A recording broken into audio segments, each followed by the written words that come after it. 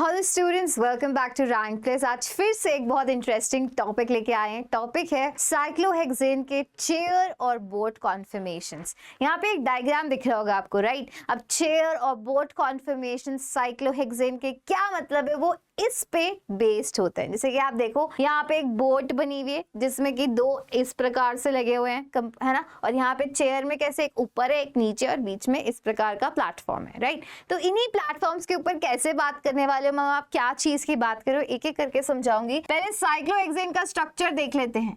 आप सभी साइक्लोहेक्सेन के स्ट्रक्चर को किस प्रकार से जानते हैं कि मैम 6 कार्बन के मॉलिक्यूल्स इस प्रकार की हेक्सागोनल रिंग में अरेंज्ड है और हर से कार्बन से क्या जुड़ी हैं, दो हाइड्रोजन्स जुड़ी हैं। इसी प्रकार का होता है साइक्लोहेक्सेन का structure. This is your cyclohexane structure, H H H H H H H and H, right? This is a cyclohexane structure जिसमें सारे के सारे कार्बन्स कैसे हैं, sp3 हाइब्रिडाइज्ड है। sp3 हाइब्रिडाइज्ड का मतलब कि ये स्ट्रक्चर कैसे होने वाला है, 3D स्ट्रक्चर्स होने वाले हैं। इसी प्रकार से साइक्लोहेक्सेन का स्ट्रक्चर अगर मैं बोलूं कि वो इस प्रकार से एग्जिस्ट करता ही नहीं है, वो तो ऐसे एग्जिस्ट करता है या तो बोट की फॉर्म में या फिर चेयर की फॉर्म में। मैम आप क्या बोल रहे हो, समझाइए हमें। तो बच्चा समझते हैं एक एक करके। मैं आपको उससे पहले बहुत सुंदर जीआईएफ दिखाती हूँ। ये देखिए, ये जीआईएफ देखो, ये साइक्लोहेक्सेन का स्ट्रक्चर है।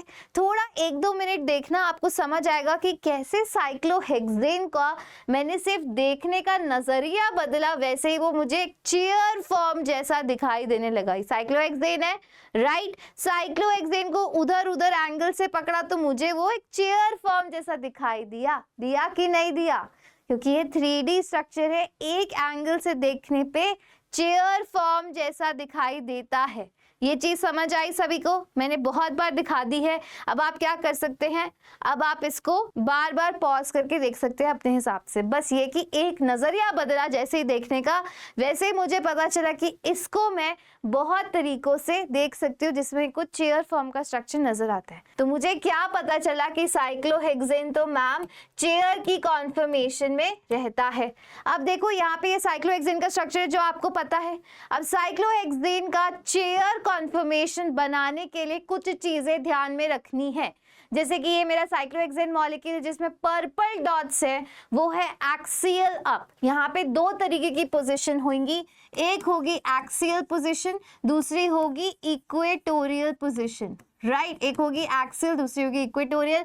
एक्सियल में भी अप एंड डाउन पोजीशंस होंगी, सिमिलरली आपकी इक्वेटोरियल में भी अप एंड डाउन पोजीशंस होगी। मैम आप क्या बोल रहे हैं, धीरे धीरे करके बताऊंगी, स्टेप बाय स्टेप चलते हैं। जैसे कि जो भी पर्पल डॉट्स है वो एक्सियल अप है, ठीक है?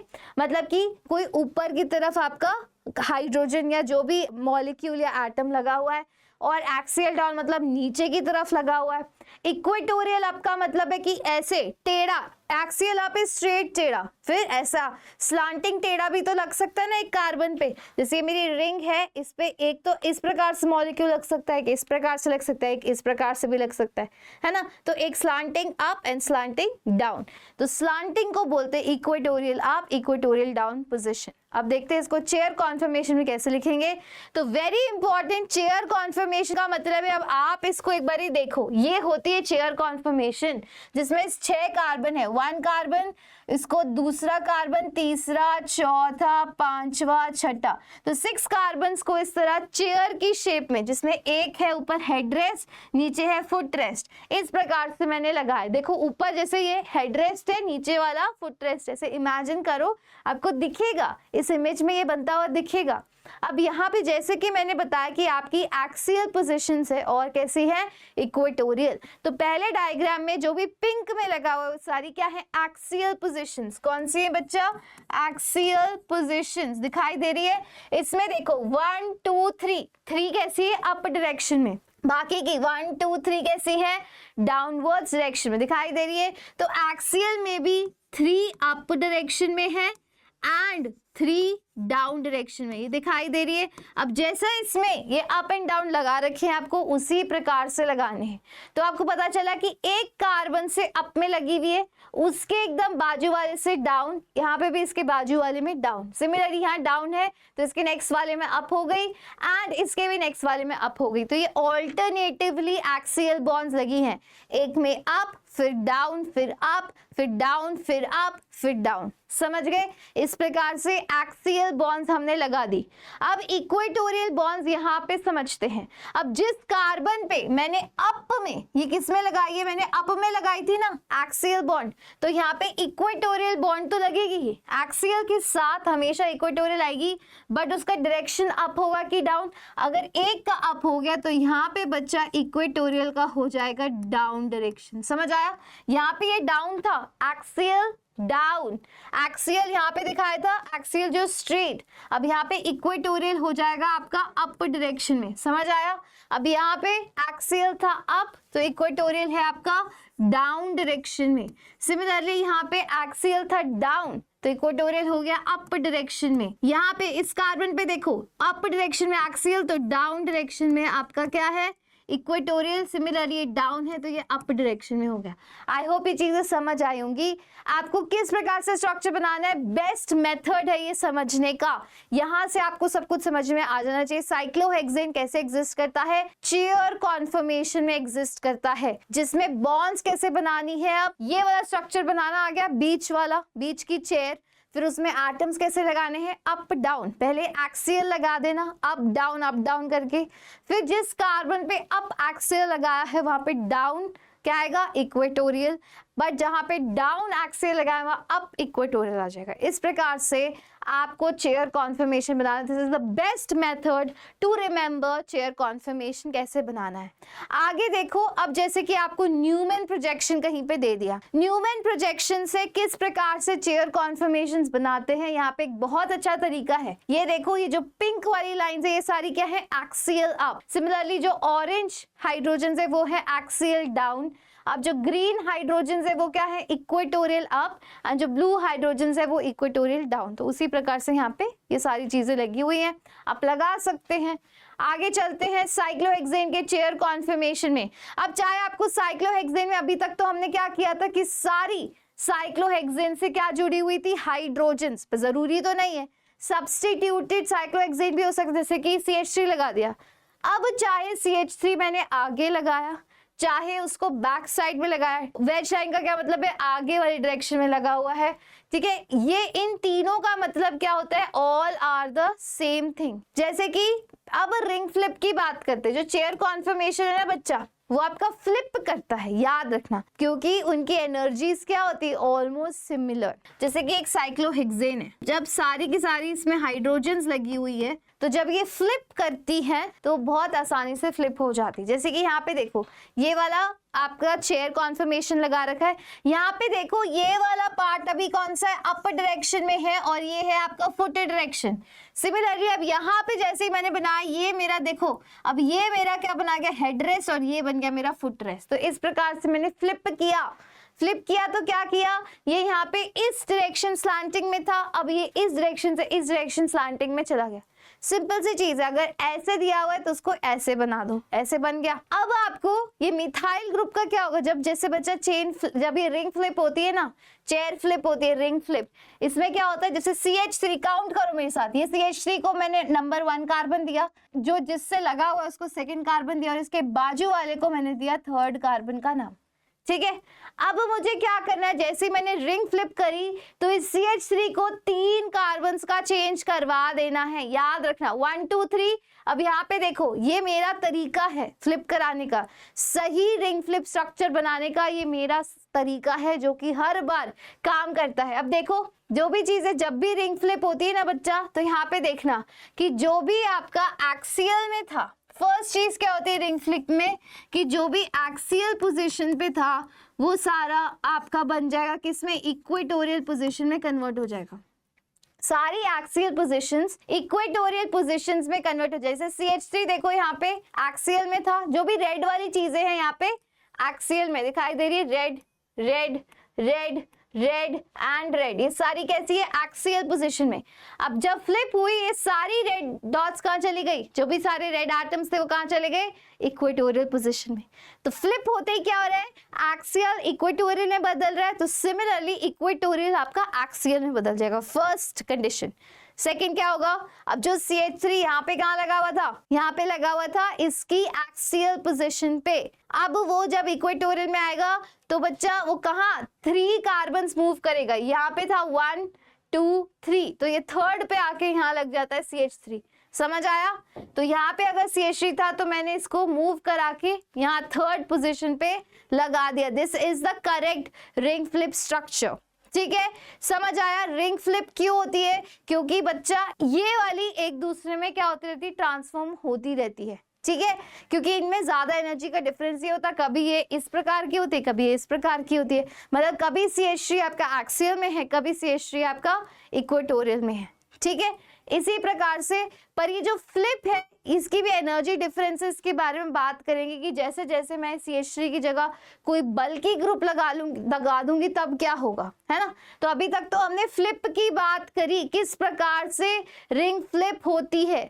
अब किस कंडीशन में ज्यादा होती है, किस कंडीशन में कम होती है, वो भी हम बात करेंगे। अभी तक क्या था, रिंग फ्लिप में इक्वेटोरियल पोजिशन एक्सियल बन जाती है, एक्सियल इक्वेटोरियल, और जो ग्रुप है उनका शिफ्ट हो जाता है 3 कार्बन से, हुआ ना 3 कार्बन से शिफ्ट। चलिए नेक्स्ट, फिर है साइक्लोहेक्सेन चेयर कॉन्फर्मेशन की और बातें। जैसे कि बच्चा अभी तक मैंने आपको बताया कि जो एक्सियल CH3 थी, रिंग फ्लिप होते ही वो इक्वेटोरियल CH3 यहाँ पे चली गई, 3 कार्बन मूव करी।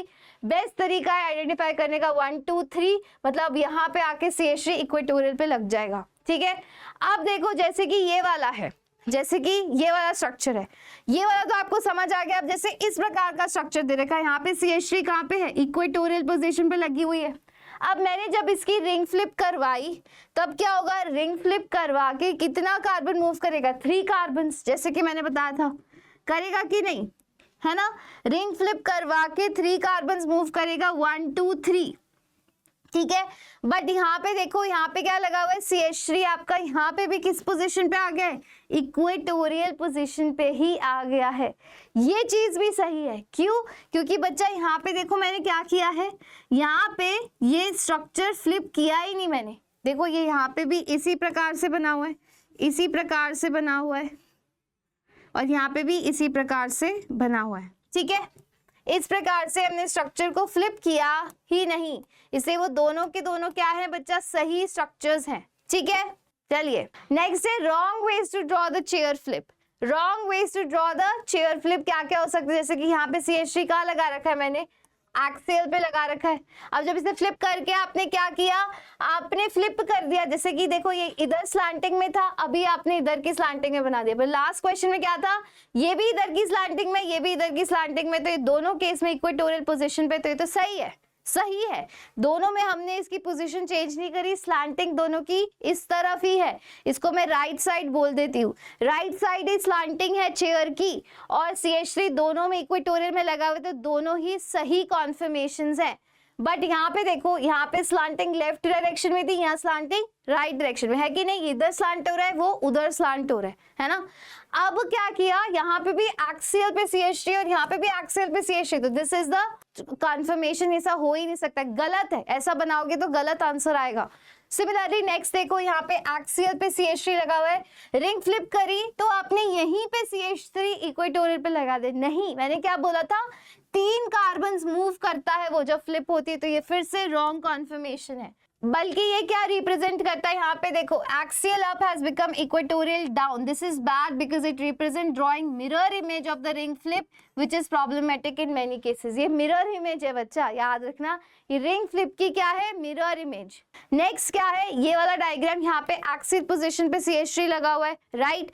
अब CH3 आपने क्या किया, नीचे ले गए, यहाँ पे भी एक्सियल पोजीशन पे लगा दे रिंग फ्लिप करके, विच इज नॉट पॉसिबल, क्योंकि अगर जो चीज पहले एक्सियल पे थी, रिंग फ्लिप करने के बाद वो कहाँ पे आएगी, इक्वेटोरियल पोजीशन पे। आई होप आपको पोजीशंस क्लियर हुई होंगी।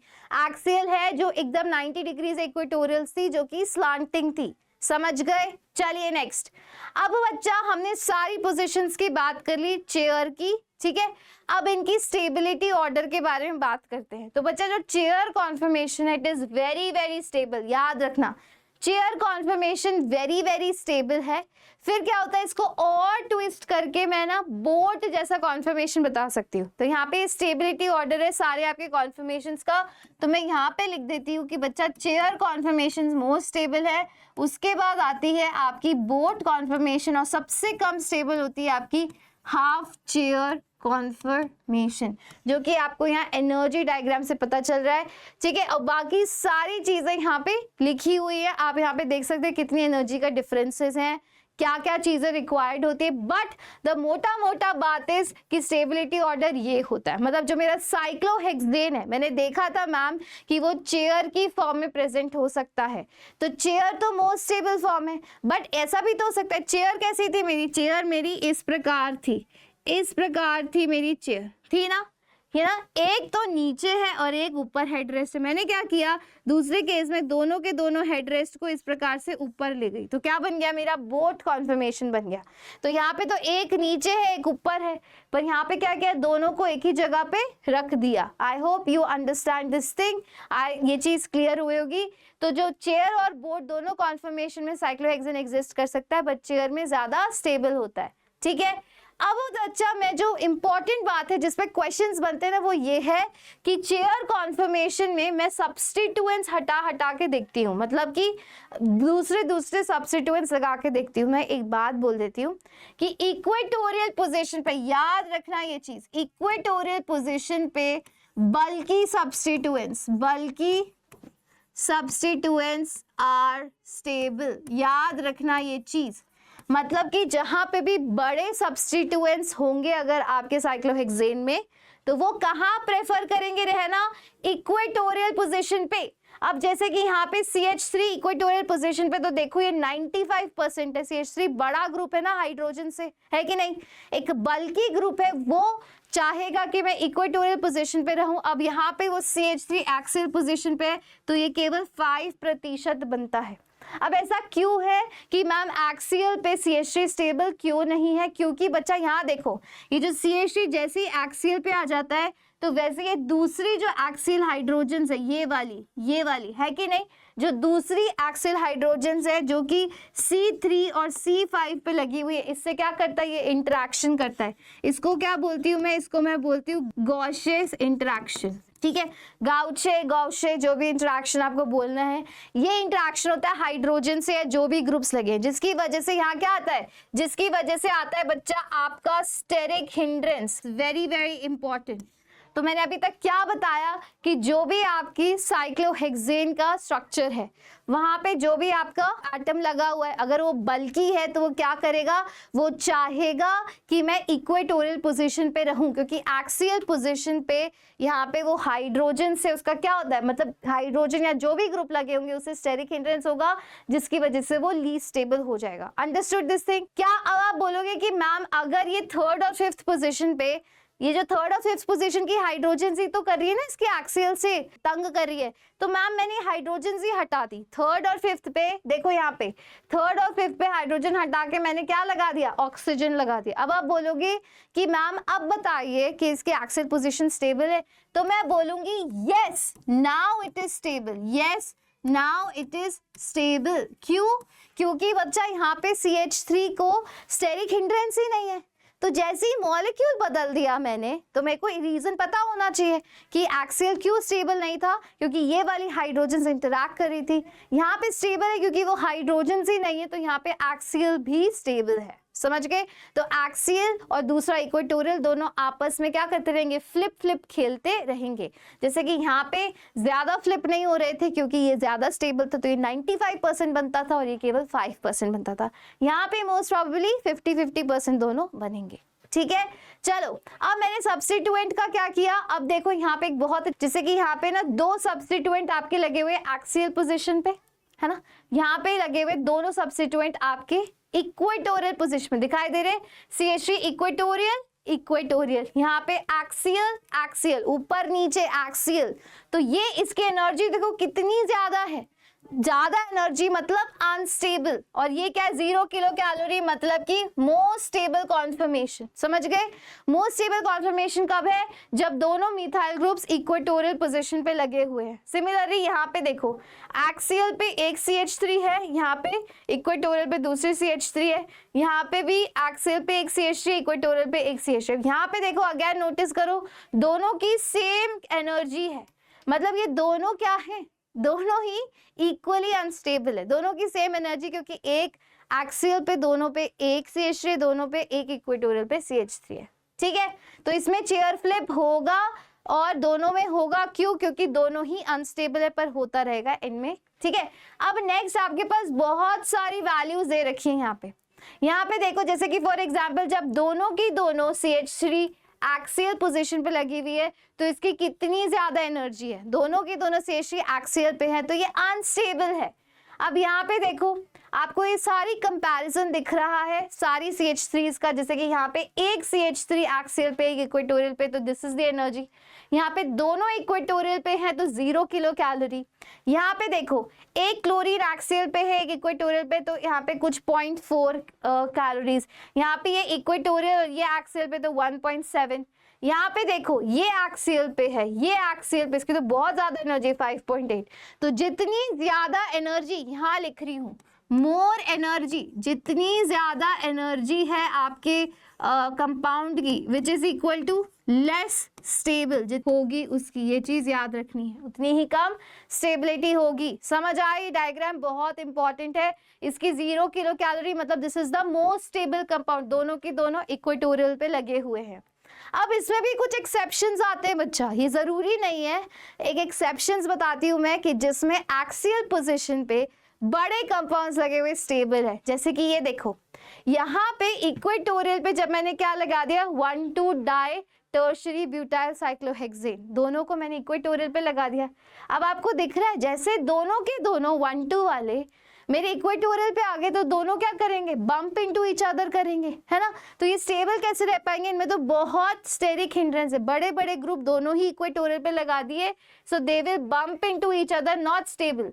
पर इसका ये वाला ज्यादा स्टेबल है जिसमें एक इक्वेटोरियल पे है और एक किस पे है, आपका एक्सियल पे। ये मत बोलना कि मैम दोनों ही एक्सियल पे, वो तो और भी अनस्टेबल हो जाएगा। ये सबसे ज्यादा स्टेबल है कि कम से कम एक तो इक्वेटोरियल पे है, इक्वेटोरियल पे होना स्टेबिलिटी होता है, बट एक मुझे एक्सियल पे लगाना पड़ेगा क्योंकि तभी वो हिंड्रेंस ही आएगी, स्टेरिक हिंड्रेंस जो आ रही थी।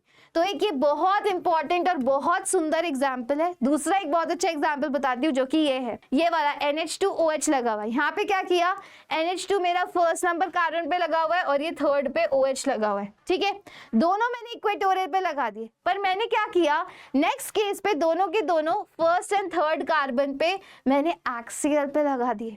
अब देखो यहाँ पे क्या बन रही है, H बॉन्डिंग बन रही है, सभी को दिख रही है H बॉन्ड बनती हुई दिख रही है। NH2 एंड OH के बीच में बहुत आसानी से H बॉन्ड बन जाती है, एंड वी नो कि H बॉन्ड बनते ही मॉलिक्यूल की स्टेबिलिटी इंक्रीज हो जाती है। तो these two are very good exception. तो इसीलिए आपको मॉलिक्यूल्स के स्ट्रक्चर मैंने बना बना के दिखाए हैं ताकि यू नो कि कभी कभी even though equatorial position is more stable, वहां पे बल्कि सब्स्टिट्यूएंट्स होते हैं तो वो चीजें स्टेबल होती है, बट उससे एक्सेप्शंस है कि अगर कहीं उनमें स्टेरिक हिंड्रेंस ज्यादा तो नहीं हो रहा, कहीं एक्सियल पोजीशन पे H बॉन्डिंग बनने की पॉसिबिलिटी है, तो क्या होगा, और ये H बॉन्डिंग बन के देखो कितनी मेंबर रिंग बना रहा है, 1 2 3 4 5 6 membered ring. So this is once again very very stable hydrogen bonding possible when both groups are axial which is stabilising. I hope आपको ये चीज समझ आई होगी। आज जो मैंने समझाने की कोशिश करी, साइक्लोहेक्सेन इस प्रकार का हेक्सागन की तरह एग्जिस्ट नहीं करता, चेयर कॉन्फर्मेशन में एग्जिस्ट करता है मोस्टली, या फिर बोट कॉन्फर्मेशन में। सबकी स्टेबिलिटी देखी, चेयर कॉन्फर्मेशन में एक्सियल और आपकी इक्वेटोरियल पोजीशंस कौन कौन सी होती हैं, और जो सब्स्टिट्यूएंट्स हैं बल्कि सब्स्टिट्यूएंट्स है वो कौन सी पोजीशन पे स्टेबल रहते हैं, ज्यादातर स्टेबिलिटी ऑर्डर्स देखे उनके। उसके बाद क्या देखा, एक्सेप्शंस, वो भी जरूरी है, chemistry is filled with exceptions, but exceptions भी सेंस बनाते हैं। आज हमने ये सीखा कि हाँ मैम सेंस बन रहा है, इसी वजह से ये ज्यादा स्टेबल नहीं है। ठीक है, तो इस प्रकार के क्वेश्चन आपके कॉम्पिटिटिव एग्जाम्स में बहुत ज़्यादा पूछे जाते हैं। I hope you liked this lecture, और आपको इसी प्रकार के और क्वेश्चंस करने, ऐसे डेप्थ में घुस के आपको सवाल करने हैं, and you want to learn more from the Rank Plus team, then you know what to do, just go and इस नंबर पे आप संपर्क कर सकते हैं, which is 9116300300 for the admission helpline. यहाँ जाके आपको एडमिशन फॉर्म्स मिलेंगे, और whatever admission query you have आप यहाँ जाके पूछ सकते हैं to learn more with the Rank Plus team. इसी प्रकार से यहाँ पढ़ाया जाता है। Thank you so much, and we'll meet next time.